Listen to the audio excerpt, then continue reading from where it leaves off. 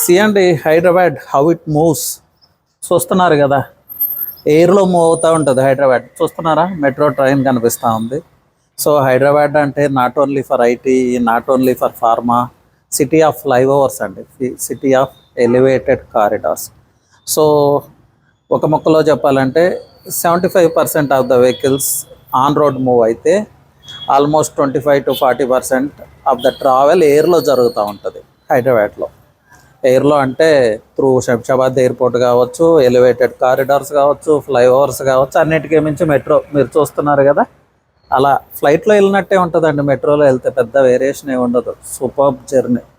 So by road వెళ్తే 2 hours పడుతుంది అనుకోండి, మెట్రోలో అయితే 20 minutesలో వెళ్ళిపోవచ్చు. హైదరాబాద్ ఎందుకు ట్రాన్స్ఫార్మ్ అయిందో తెలుసా? Because of this transportation facilities. So Hyderabad the next లెవెల్కి మూవ్ అవ్వబోతుందండి. ఈ మెట్రో కాదు, ఫ్లయింగ్ ట్యాక్సీస్ వస్తాయి ముందు ముందు రాబోయే 10-15 yearsలో. ఇంకా చాలా చాలా మార్పులు జరగబోతున్నాయి, మీరు ఊహించినటువంటి మార్పులు. ఈవెన్ ముంబై, ఢిల్లీ లాంటి సిటీస్లో కూడా లేని అరేంజ్మెంట్స్, అండర్ గ్రౌండ్ టన్నల్స్ కూడా హైదరాబాద్లో. ఎందుకు? ఇది Deccan land. Under ground tunnels కట్టుకోవచ్చు మనం, ఫ్లైఓవర్స్ కట్టుకోవచ్చు, ఎలివేటెడ్గా ఫ్లైఓవర్స్ కట్టుకోవచ్చు, ఏదన్నా కన్స్ట్రక్ట్ చేయవచ్చు. ఈ ల్యాండ్ కొన్న స్ట్రెంగ్త్ అలాంటిది.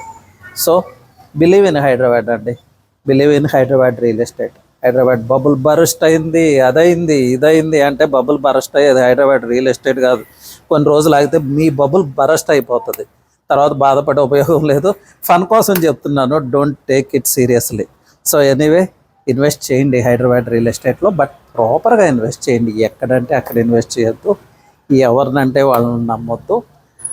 డ్యూ డెలిజెన్స్ చేసుకొని, ప్రాపర్ రీసెర్చ్ చేసుకొని ఇన్వెస్ట్ చేయండి.